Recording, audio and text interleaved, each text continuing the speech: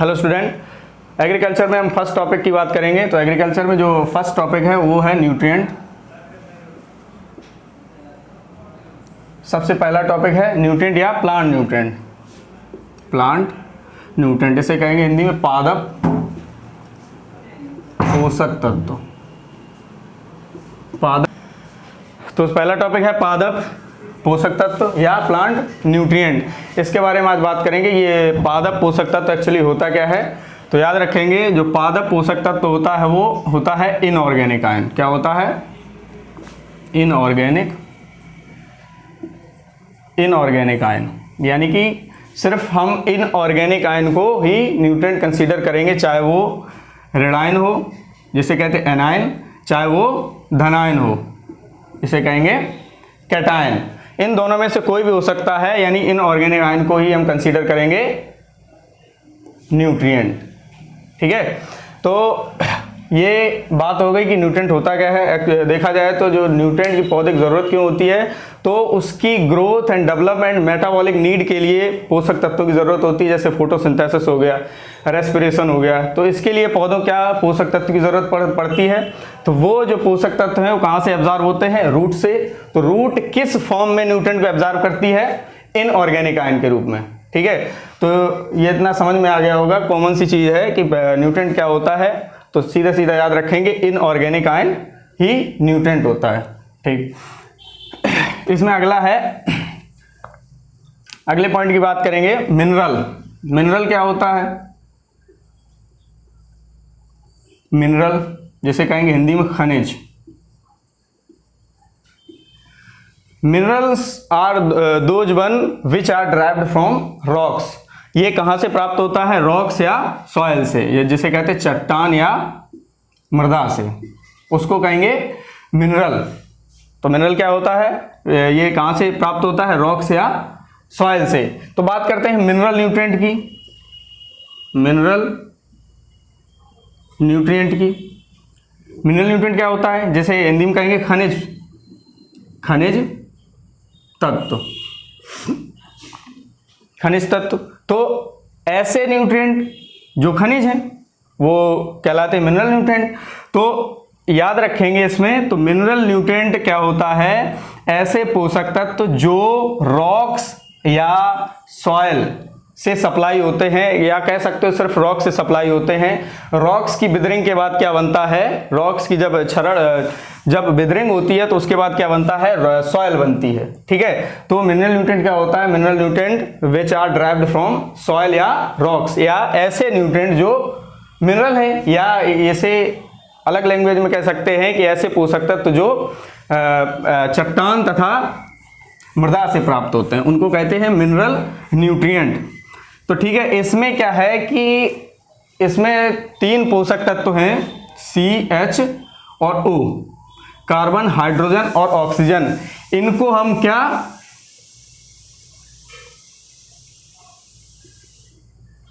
इनको mineral consider नहीं करेंगे, क्योंकि जो कार्बन, हाइड्रोजन और ऑक्सीजन है ये जो है ये हमारे वायुमंडल से, एयर जैसे कहते हैं, वायुमंडल में क्या है? एयर है, और जल से प्राप्त होते हैं पौधों को। ये मृदा से प्राप्त नहीं होते हैं। पौधे इन्हें क्या करते हैं? सॉइल या एटमॉस्फेयर से एब्जॉर्ब करते हैं, इसलिए इनको मिनरल कंसीडर नहीं किया जाता है।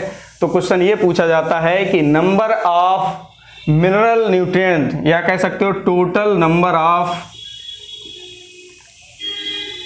Mineral nutrient. तो पूछा जाता है कि how many number of mineral nutrient. तो याद रखेंगे इसमें से जो 17 हमारे एसेंशियल पोषक तत्व होते हैं, आवश्यक पोषक तत्व होते हैं, उसमें से 3 को माइनस कर देंगे तो बचे कितने? 14। तो कभी कभी क्या होता है, हम जल्दबाजी में क्वेश्चन पढ़ के कि how many essential mineral nutrient कितने होते हैं, तो हम क्या करेंगे? ऑप्शन पहले ही देख के 17 मार देते हैं। तो ध्यान से देखना है कि पूछा क्या गया है। या क्या पूछा गया है? मिनरल न्यूट्रिएंट, ऐसे न्यूट्रिएंट जो मिनरल हैं, या ऐसे पोषक तत्व जो मृदा या रॉक से प्राप्त होते हैं, उनको कहते हैं मिनरल न्यूट्रिएंट। तो कितने ऐसे पोषक तत्व हैं जो रॉक्स या मिनरल से प्राप्त होते हैं? तो 14। तो इसमें CHO को कंसीडर नहीं किया जाएगा एज ए मिनरल। तो याद रखेंगे कि पूछा जाए total number of essential plant nutrient या कुल पोषक तत्वों, आवश्यक पोषक तत्वों की संख्या क्या है, तो 17। अगर पूछा जाए कुल आवश्यक खनिज पोषक तत्वों की संख्या क्या है, तो 14। दैट इज क्लियर, ये समझ में आ गया होगा लगभग। ठीक है, तो याद रखना मिनरल क्या होता है, मिनरल न्यूट्रिएंट क्या होता है, और मिनरल न्यूट्रिएंट की संख्या क्या है, या एसेंशियल प्लांट न्यूट्रिएंट की क्या कितनी संख्या है। तो इतना समझ में आ गया होगा। अगला पॉइंट है इसमें न्यूट्रिशन।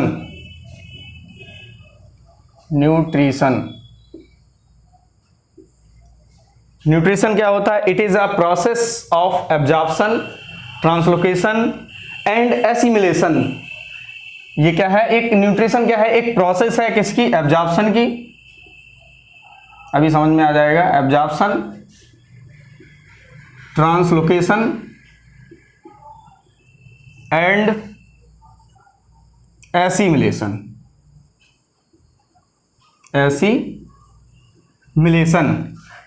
तो वो क्या कहलाएगा? जैसे कि न्यूट्रिएंट है, प्लांट रूट द्वारा एब्जॉर्ब हुआ, फिर ट्रांसलोकेट हुआ, कहाँ से? रूट से शूट में और लीफ में। देन उसका एसिमिलेशन हुआ। एसिमिलेशन क्या होता है? मैंने पहले बताया था, सबसे पहले ही बताया था कि पोषक तत्व क्या होता है, न्यूट्रिएंट क्या होता है, इनऑर्गेनिक आयन होता है। तो जो रूट है हमारा किस फॉर्म में एब्जॉर्ब करेगी? इनऑर्गेनिक आयन में एब्जॉर्ब करेगी। देन इसका ट्रांसलोकेशन होगा। तो एसिमिलेशन क्या? उसके बाद एसिमिलेशन होगा। एसिमिलेशन क्या होता है? इनऑर्गेनिक आयन का ऑर्गेनिक कंपाउंड में बदलना। तो ये क्या है? अपने अवेलेबल फॉर्म में बदल लेता है। तो इसको क्या कहेंगे? न्यूट्रिशन। अगर सपोज मानिए कि कोई पोषक तत्व है जिसका एब्जॉर्प्शन हुआ, मान लो नाइट्रोजन है, इसका एब्जॉर्प्शन हुआ, ट्रांसलोकेशन हुआ, बट एसिमिलेशन नहीं हुआ, तो ये न्यूट्रिशन कंसीडर नहीं किया जाएगा। न्यूट्रिशन तभी कंसीडर किया जाएगा जब इसमें तीनों प्रोसेस ये इन्वॉल्व होंगी। समझ में आ गया होगा। न्यूट्रिशन क्या होता है? It is consist of 3 process: absorption, translocation, assimilation. अगर नहीं समझ में आएगा तो ऐसे आ जाएगा। अभी देखो, इसे ऐसे समझ सकते हो। सपोज ये प्लांट है,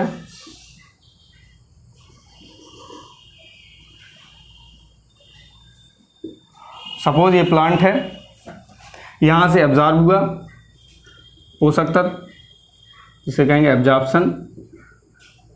देन इसका ट्रांसलोकेशन हुआ रूट से शूट और लीफ में, ट्रांसलोकेशन। देन इसके बाद इसका क्या होगा? लीफ में क्या होगा? एसिमिलेशन होगा। यानी कि अनअवेलेबल फॉर्म का अवेलेबल फॉर्म में बदलना क्या कहलाता है? एसिमिलेशन कहलाता है। या कह सकते हो इनऑर्गेनिक आयन का ऑर्गेनिक कंपाउंड में बदलना क्या कहलाता है? एसिमिलेशन। तो रूट के द्वारा जो न्यूट्रिएंट है हमारा पोषक तत्व एब्जॉर्ब होगा किसके रूप में? इनऑर्गेनिक आयन के रूप में।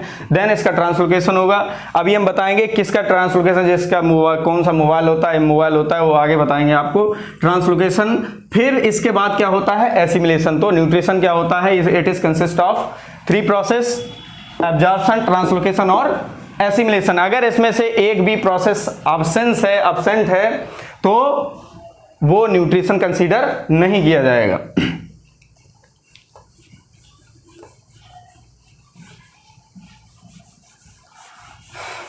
अब बात करते हैं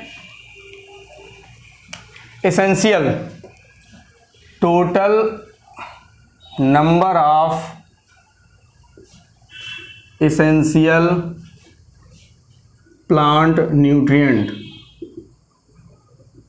तो कितने हैं? 17। अब भाई पोषक तत्व तो बहुत होते हैं, एलिमेंट बहुत होते हैं, बहुत न्यूट्रिएंट होते हैं, तो उसको एसेंशियल कंसीडर कैसे किया जाएगा या पूछा जा सकता है। सबसे पहला क्वेश्चन ये है कि क्या है कि कुल आवश्यक पोषक तत्वों की संख्या क्या है? तो 17 जो पुरानी बुक्स हैं उसमें दिया रहता है आपको 16। तो जो रिसेंटली एडेड न्यूट्रिएंट है वो क्या है? निकेल। ये रिसेंटली ऐड किया गया है न्यूट्रिएंट की लिस्ट में। तो जो निकेल की एसेंशियलिटी बताई थी वो बताई थी पीएच ब्राउन ने। पीएच ब्राउन ने 1987 में, ये 1987 में ऐड किया गया है। तो याद रखना, अगर पूछा जाए total number of essential plant nutrient तो याद रखना 17 न कि 16 पुरानी बुकों में दिया रहता है। तो याद रखना जो रिसेंटली एडेड है वो क्या है, निकेल है। ये भी पूछा जा सकता है कि रिसेंटली नया कौन सा ऐसा पोषक तत्व है जो नया जोड़ा गया है, तो याद रखना कौन सा है, निकेल। इसकी जो एसेंशियलिटी है, आवश्यकता बताई थी, वो बताई थी पीएच ब्राउन ने इन 1987 में। तो इसे याद रखना, अगर पूछा जाए total number of essential element या न्यूट्रिएंट कितने हैं, 17। ठीक, तो पिछले भी बताया था कि इसमें कंफ्यूज होने की जरूरत नहीं है। अगर पूछा जाए एसेंशियल प्लांट न्यूट्रिएंट कितने हैं तो 17, अगर पूछा जाए एसेंशियल मिनरल न्यूट्रिएंट कितने हैं तो 14, क्योंकि कार्बन, हाइड्रोजन और ऑक्सीजन को कंसीडर नहीं करेंगे। क्यों नहीं करेंगे वो आप पीछे हमने बताया था, आप लोग वीडियो बैक करके देख सकते हैं। अब बात करते हैं कि हम कैसे डिसाइड करेंगे कि ये एसेंशियल है, कौन से पोषक तत्व एसेंशियल होते हैं या कौन से एसेंशियल नहीं होते हैं। तो उसके लिए 3 क्राइटेरिया हैं, जो क्राइटेरिया 3 क्राइटेरिया दिए थे, जिसको कहते हैं क्राइटेरिया ऑफ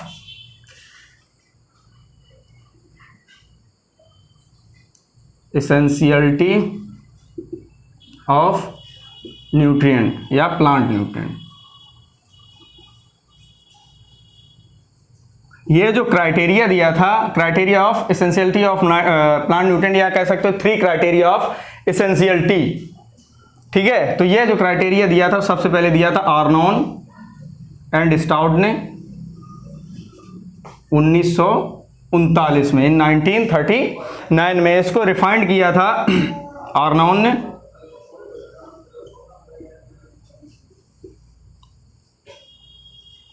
रिफाइंड किया था आर्नोन ने इन 1954 में। याद रखना, जो अगर पूछा जाए criteria of nutrient essentiality is proposed by, तो आर्नोन एंड स्टाउट 1939 में। अगर पूछा जाए criteria of essentiality of plant nutrient is refined by, तो आर्नोन इन 1954 में।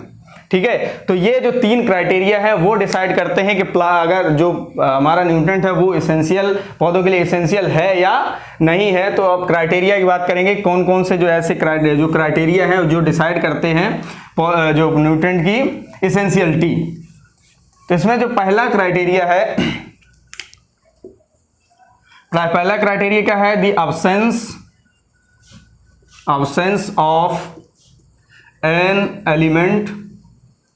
an element, the plant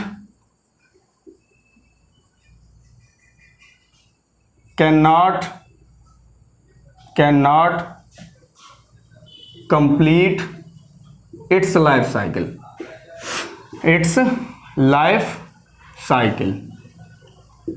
यानी कि अगर पौधे में एक पोषक तत्व की कमी है तो अपनी लाइफ साइकिल को, जीवन चक्र को पूरा नहीं कर सकता है। क्योंकि अगर 17 में एक भी पोषक तत्व कमी हो जाएगी पौधों में तो क्या होगा, अब जो पौधा है वो अपनी लाइफ साइकिल को कंप्लीट नहीं कर पाएगा। लाइफ साइकिल का मतलब है, जैसे कि मैंने सीड बोया, सीड के बाद आती है वेजिटेटिव ग्रोथ,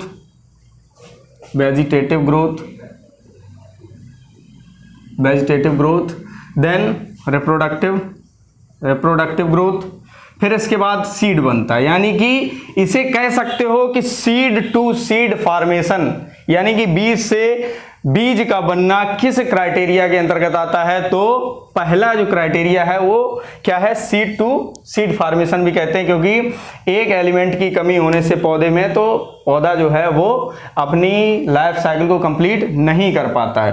तो ये समझ में आ गया। पहला क्राइटेरिया क्या था कि जो 17 एलिमेंट हैं, पोषक तत्व हैं, जैसे तत्व कहेंगे, वो इक्वली इंपॉर्टेंट है। कोई ऐसा नहीं कह सकते कि इसमें नाइट्रोजन ज्यादा इंपॉर्टेंट है। भाई किसी ना किसी का कोई ना कोई रोल है।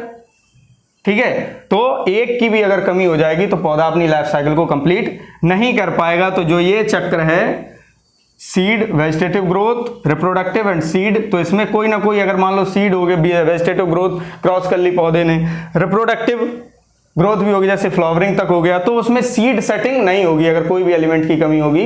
ठीक है, तो ये हो गया पहला क्राइटेरिया। अब बात करेंगे दूसरे क्राइटेरिया की। दूसरा क्राइटेरिया क्या है? The role played any element is specific and can not replaced by any other element. देखो इसका मतलब क्या हुआ कि जो पौधे में जो 17 एलिमेंट या 17 एलिमेंट की जो जरूरत होती है, उसमें से हर एक एलिमेंट या कोई सा एलिमेंट सबका अलग अलग एक स्पेसिफिक रोल होता है, उसका कोई रिप्लेसमेंट नहीं होता है। जैसे कि मान लो पौधे में नाइट्रोजन की कमी है, तुम इसे किसी अन्य पोषक तत्व द्वारा देना चाहें तो वो नहीं रिप्लेस हो सकता। अगर किसी पोषक तत्व का रिप्लेसमेंट है तो वो एसेंशियल नहीं कहलाएगा। ठीक है, तो इसका क्या मतलब है कि जो पोषक तत्व जो अगर पौधों में किसी एक स्पेसिफिक पोषक तत्व की कमी होगी तो उसको किसी अदर पोषक तत्व द्वारा रिप्लेस नहीं किया जा सकता या किसी दूसरे पोषक तत्व द्वारा उसकी सप्लाई नहीं की जा सकती। तो ये था दूसरा क्राइटेरिया। ठीक है, तो ये जो दूसरा क्राइटेरिया है वो फिजियोलॉजिकल एस्पेक्ट पे डिपेंड करता है, फिजियोलॉजिकल एस्पेक्ट। ठीक है, तो याद रखेंगे इसको। अब बात करते हैं थर्ड क्राइटेरिया की। ये आपको समझ में आ गया होगा लगभग। तीसरा क्राइटेरिया क्या है? द न्यूट्रिएंट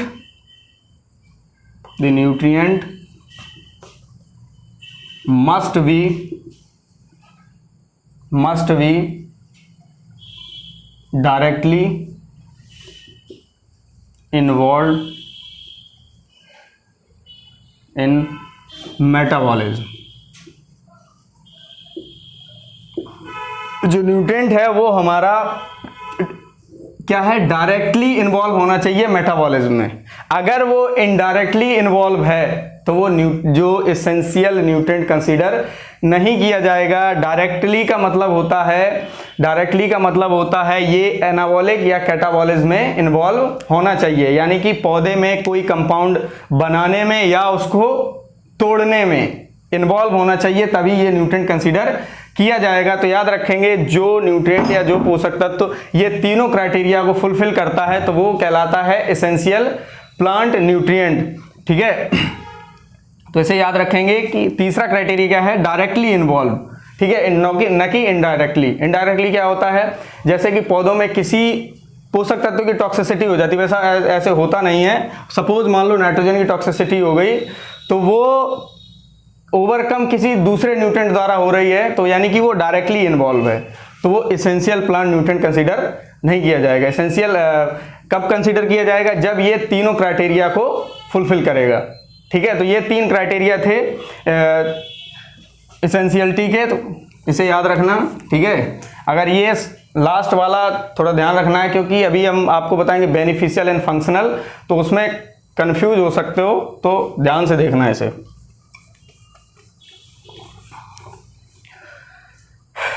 अब बात करेंगे जो एसेंशियल एलिमेंट हैं उसको क्लासिफाई करेंगे।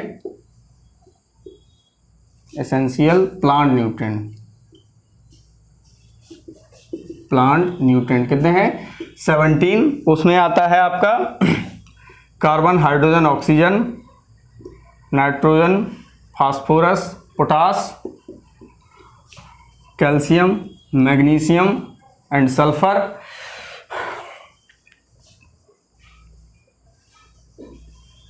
Chlorine, iron, manganese, zinc, boron, copper, molybdenum and nickel. 3, 6, 9,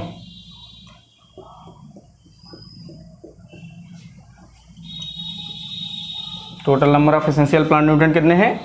17। तो इतने याद रखना, ठीक है। तो जो हमने अभी बताया था, जो रिसेंटली ऐड किया गया 17वां एलिमेंट कौन सा, प्लांट न्यूट्रिएंट कौन सा है? निकेल, जिसकी इसेंशियलिटी बताई थी पीएच ब्राउन ने इन 1987 में, ठीक है। तो याद रखना, पुरानी बुकों में दिया रहता है कि 16, तो कितने हैं? 17 याद रखना। ऑप्शन में 16 भी आ सकता है। ये तो बात हो गई थी एसेंशियल प्लांट न्यूट्रिएंट की। अगला इसी में टॉपिक है, अगला टॉपिक है बेनिफिशियल न्यूट्रिएंट। बेनिफिशियल न्यूट्रिएंट, पीछे हमने क्या बताया था? Essential nutrient. अब बात करते हैं बेनिफिशियल न्यूट्रिएंट। बेनिफिशियल का मतलब नाम से ही हो रहा है बेनिफिट, यानी कि पौधों को बेनिफिट देते हो, तो वो होते बेनिफिशियल। जैसे कि कैसे बेनिफिट दे सकते हैं? इन टर्म्स ऑफ इल्ड, किसी पौधे की इल्ड को बढ़ा देते हो, ठीक है। अंडर स्ट्रेस कंडीशन में, जैसे कि स्पेसिफिक कंडीशन है, मान लो कहीं पे जैसे कि सैलिनिटी है सॉइल में, तो क्या होता है? इन पोषक तत्वों के अप्लाई करने से सैलिनिटी में ऑप्टिमम इल्ड आ जाती है, इल्ड बढ़ा देता है पौधे की, ठीक है। मेटाबॉलिक क्रियाओं में थोड़ा बहुत रोल होता है इनका, तो ठीक है। तो बेनिफिशियल जो न्यूट्रिएंट होते हैं वो कई होते हैं, हम देखेंगे सिर्फ जो पूछे जाते हैं, जैसे कि कह सकते हो non essential but beneficial nutrient. तो वो कितने हैं? 4, सिलिकॉन, वेनेडियम, सोडियम और कोबाल्ट। ये है बेनिफिशियल न्यूट्रिएंट। ये क्या है कि सभी पोषक तत्वों में इसकी जो एसेंशियलिटी है वो प्रूव नहीं हो सकती है, ठीक है। इसको याद रखेंगे। ये क्या होता है बेनिफिशियल न्यूट्रिएंट? हमने अभी बताया था एसेंशियल न्यूट्रिएंट कौन से, जो थर्ड क्राइटेरिया बताया था, must be directly involve in metabolism. ये इन्वॉल्व हो सकते हैं और नहीं भी हो सकते हैं। जैसे सिलिकॉन क्या है?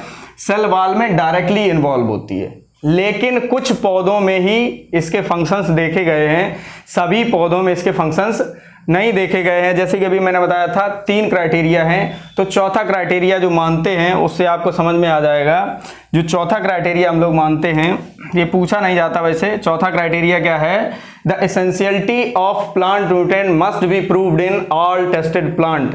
जो 3 क्राइटेरिया थे, मैंने बताया था 3 क्राइटेरिया जो है न्यूट्रिएंट के, वो सभी पौधों में इन्वॉल्व होना चाहिए, यानी कि सभी पौधों में टेस्टेड होना चाहिए। यानी कि सभी, जो जैसे सिलिकॉन है, हम एसेंशियल कब कहेंगे इसे? जब इसका सभी पौधों में रोल होगा। अभी क्या बताया? जो सिलिकॉन है ओनली राइस, कुछ पौधे अभी बताएंगे किस किस में रोल होता है, ठीक है। तो ये हो गया बेनिफिशियल न्यूट्रिएंट। ये इन्वॉल्व हो भी सकता है और नहीं भी हो सकता है। अगर इन्वॉल्व है तो ये सभी पौधों में इन्वॉल्व नहीं रहता है, ठीक है। तो अगर फंक्शंस की बात करें, जैसे सिलिकॉन का जो फंक्शंस की बात करें बेनिफिशियल न्यूट्रिएंट के, तो इसमें सबसे पहले देखेंगे सिलिकॉन किस किस के लिए एसेंशियल होता है। ये पूछा जाता है कि निम्न में कौन सा जो सिलिकॉन है लाभदायक पोषक तत्व, तो किन फसलों के लिए एसेंशियल होता है या आवश्यक होता है या यूज होता है उसमें, ठीक है। तो जैसे सिलिकॉन किस किस में अप्लाई कर सकते हैं हम? राइस, मेज और शुगर केन। इसमें क्या होता है? ये सिलिकॉन जो है राइस में मेजर रोल निभाता है, ठीक है। ये सिलिकॉन इन फसलों को दे सकते हैं, ये सभी फसलों के लिए एसेंशियल नहीं होता है। तो इसका अगला जो यूज होता है, ये किस किस में यूज होता है? राइस, मेज एंड शुगर केन। अगर रोल की बात करें तो ये क्या है? पौधे में जिंक की उपलब्धता को बढ़ा देता है, increases availability of zinc in plants. ये पौधों में क्या है? जिंक की उपलब्धता को बढ़ा देता है। ये इसका अगला कार्य है। अगला इसका नेक्स्ट रोल है it's prevents toxicity of iron and manganese in plant. ये क्या करता है? जो सिलिकॉन होता है ये पौधों में आयरन तथा मैग्नीज की जो टॉक्सिसिटी है उसको रोकता है, ठीक है, अभी मैंने उसको ओवरकम करता है। अभी मैंने बताया था कि ये इसका मतलब क्या हुआ, ये पौधे में इनडायरेक्टली इन्वॉल्व है। क्या है? इनडायरेक्टली इन्वॉल्व है। अगर ये डायरेक्टली इन्वॉल्व होता सभी पौधों में तो हम इसे एसेंशियल कह सकते थे, ठीक है। तो ये सिलिकॉन के एक दो रोल हैं, ये देख लेना। ये अगर दिया जाए कि सिलिकॉन किस किस फसलों के लिए एसेंशियल होता है तो याद रखना राइस, मेज एंड शुगर केन। अगला है बेनिफिशियल न्यूट्रिएंट, जैसे वेनेडियम। वेनेडियम किन किन के लिए एसेंशियल होता है? वेनेडियम एसेंशियल होता है एल्गी के लिए, जिसे कहते हैं शैवाल। एल्गी के लिए एसेंशियल, इसकी ग्रोथ को इंप्रूव कर देता है, सुधार या बढ़ा देता है, इंक्रीज कर देता है, ठीक है। ये रिप्लेस करता है मॉलिबेडनम के कुछ फंक्शंस को, ठीक है। अगर पूछा जाए मॉलिबेडनम किस बेनिफिशियल न्यूट्रिएंट द्वारा रिप्लेस किया जा सकता है तो वो वेनेडियम। अभी मैंने बताया नहीं था, अभी देख लेते हैं इसमें कि कौन कौन से न्यूट्रिएंट के रिप्लेसमेंट हैं, ठीक है। जैसे मॉलिबेडनम रिप्लेस होता है वेनेडियम से, क्लोरीन रिप्लेस होता है ब्रोमीन से, और जो पोटेशियम है वो रिप्लेस होता है सोडियम, और कैल्शियम रिप्लेस होता है स्ट्रांसियम से। तो अभी मैंने देखो इसमें ध्यान से देखना है, अभी मैंने क्या बताया था कि सेकंड क्राइटेरिया में क्या बताया था कि एवरी एलिमेंट का जो रोल होता है वो स्पेसिफिक होता है, इसे किसी भी दूसरे न्यूट्रिएंट द्वारा रिप्लेस नहीं किया जा सकता। अब आप कहेंगे कि यहाँ पे तो रिप्लेस हो रहा है, यहाँ पे रिप्लेस हो रहा है, लेकिन इसमें क्या है, ये जो वेनेडियम है मॉलिबेडनम के कुछ फंक्शंस को ही रिप्लेस करेगा। Only some functions are replaced by these element, not all. सभी फंक्शंस को रिप्लेस नहीं करेगा, ओनली कुछ फंक्शंस को रिप्लेस कर पाता है, इसीलिए इसको इसेंशियल न्यूट्रिएंट। अगर इसका रिप्लेसमेंट कुछ सभी फंक्शंस द्वारा होता तो इसको हम इसेंशियल नहीं कह सकते, क्योंकि सेकंड क्राइटेरिया को फुलफिल नहीं कर रहा है। तो ये याद रखेंगे कि कौन कौन सा किस न्यूट्रिएंट का कौन कौन सा रिप्लेसमेंट है, तो ये पूछा जा सकता है। अगले बेनिफिशियल न्यूट्रिएंट की बात करेंगे।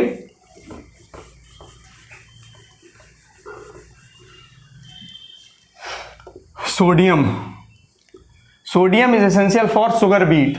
ये चुकंदर के लिए एसेंशियल होता है, मेनली शुगर केन में, शुगर बीट में यूज किया जाता है। क्यों यूज किया जाता है? ये साल्ट के प्रति या ड्रॉट के प्रति टॉलरेंट लेवल बढ़ा देता है, ठीक है। तो ये बेनिफिशियल न्यूट्रिएंट जो है कुछ ही फसलों में यूज होता है, जैसे शुगर बीट। सोडियम किस में यूज किया जाता है? शुगर बीट में किया जाता है। नेक्स्ट की बात करेंगे कोबाल्ट बचा है। कोबाल्ट क्या है कि ये फोटोसिंथेसिस तथा रेस्पिरेशन में हेल्प करता है या इस प्रोसेस को बढ़ा देता है, ठीक है। तो ये हो गए आपके बेनिफिशियल न्यूट्रिएंट, ठीक है। तो इसमें क्या है, बेनिफिशियल न्यूट्रिएंट में ये आपका मेटाबॉलिक फंक्शन में इन्वॉल्व हो सकता है और नहीं भी हो सकता है। ये सभी फसलों में टेस्टेड नहीं है, कुछ ही फसलों में ये यूज किया जाता है, इसीलिए इसको बेनिफिशियल कहा जाता है, एसेंशियल इसको नहीं कहा जाता है। फंक्शनल न्यूट्रिएंट, इसको हिंदी में कहेंगे कार्यात्मक पोषक तत्व। कार्यात्मक पोषक तत्व। फंक्शनल का मतलब है सीधा सीधा कोई ना कोई फंक्शन करते हो, यानी कि इसको कह सकते हैं it is involve in metabolism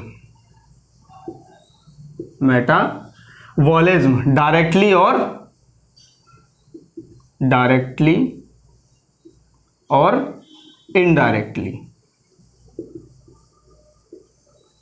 यह ध्यान से देखेंगे, एसेंशियल न्यूट्रिएंट में क्या बताया था मैंने, ओनली डायरेक्टली। तीसरा क्राइटेरिया क्या था, the nutrient must be directly involve in metabolism. जो एसेंशियल न्यूट्रिएंट होते हैं वो डायरेक्टली इन्वॉल्व होते हैं, जो फंक्शनल न्यूट्रिएंट होते हैं वो डायरेक्टली भी हो सकते हैं और इनडायरेक्टली इन्वॉल्व भी हो सकते हैं। ठीक है, डायरेक्टली का मतलब है किसी भी, जैसे पौधे में किसी भी कंपाउंड को बनाने या तोड़ने में हेल्प करते हो। इनडायरेक्टली का मतलब है किसी भी पोषक तत्व, जैसे कि किसी पौधे में न्यूट्रिएंट की अधिकता हो जाती है, टॉक्सिसिटी हो जाती है, उसको ओवरकम करने के लिए हम किसी एन अदर एलिमेंट का सप्लाई करते हैं, तो वो हो गया इनडायरेक्टली। तो फंक्शनल न्यूट्रिएंट जो होता है वो डायरेक्टली इन्वॉल्व भी हो सकता है और इनडायरेक्टली भी इन्वॉल्व हो सकता है। जो फंक्शनल न्यूट्रिएंट शब्द दिया था वो फर्स्ट प्रपोज्ड बाय निकोलस। ये पूछा जाता है कि फंक्शनल न्यूट्रिएंट जो शब्द है वो किसने दिया था, तो याद रखेंगे फंक्शनल न्यूट्रिएंट शब्द दिया था निकोलस ने। होते कितने functional nutrient? All essential nutrient, essential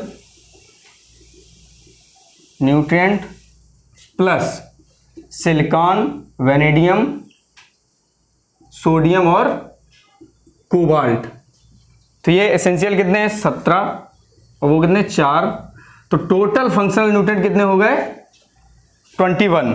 ठीक है, तो इसमें देखना कि ऑल एसेंशियल न्यूट्रिएंट में बी फंक्शनल, यानी कि जो आवश्यक पोषक तत्व हैं वो कार्यात्मक पोषक तत्व हो सकते हैं, लेकिन सभी कार्यात्मक पोषक तत्व एसेंशियल नहीं हो सकते हैं, क्योंकि ये जो सिलिकॉन, वेनेडियम, सोडियम और कोबाल्ट है ये हमारा एसेंशियल की कैटेगरी में नहीं आता है। तो ठीक है, आपको इतना समझ में आया होगा लगभग। तो आगे बात करेंगे हम बात करेंगे क्लासिफिकेशन की कि किस बेस पे इसका क्लासिफिकेशन किया गया है।